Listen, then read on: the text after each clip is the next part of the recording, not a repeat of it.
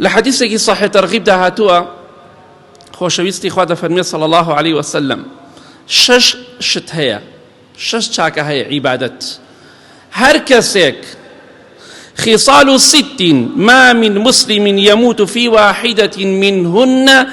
إلا كانت ضامنا أن يدخله الجنة. أو هر كسيك يكيك لم خاليت يابي يكيك لم شتاكانا بمريت خواهي قورا زماني بهشتي بو كردوه زماني كردوه كإنسانك أهلي بهشت أن يدخله الجنة كبيخات بهشته. دفرمي ورجل تبع جنازة فإن مات في وجهه أي في طريقه كان ضامنا على الله. أجا كسك شويني جنازيك كوت شو بو سپاردني جنازيك بو بخاك سپاردني جنازيك أجا لو الرقاية دا مرت للرقاية جنازك دا حتى درواتو ديتوا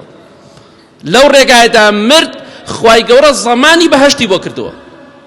وعدي بيدا وبي خاتب هشتوا بلام نقل للري تعزي آخر شرة چونك بو كاريكي ناشرعي دروات بس للري جنازة ناشتن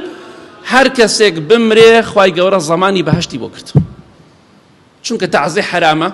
أو تعزيك أمره هيا إنساني دسشتك للرقاي حرامة بمريت ناتواني مرين آخر خيرة إما نالين جهنمي بس نالين آخر خيرة بس أوي للرقاي جنازة دا بمريت واتبو بخاك سپاردني جنازة بروات أقل لو الرقايا للروشتنو هاتنا ودا بمريت أو أخوة زماني كدوا أن يدخله الجنة كبي خاتب هشت بويا بردوام إنسان شاكب كات بويا هر كسيك للري بخاك سپاردني جنازة دا بمريت آخر خيرة وأهلي بهشت إن شاء الله.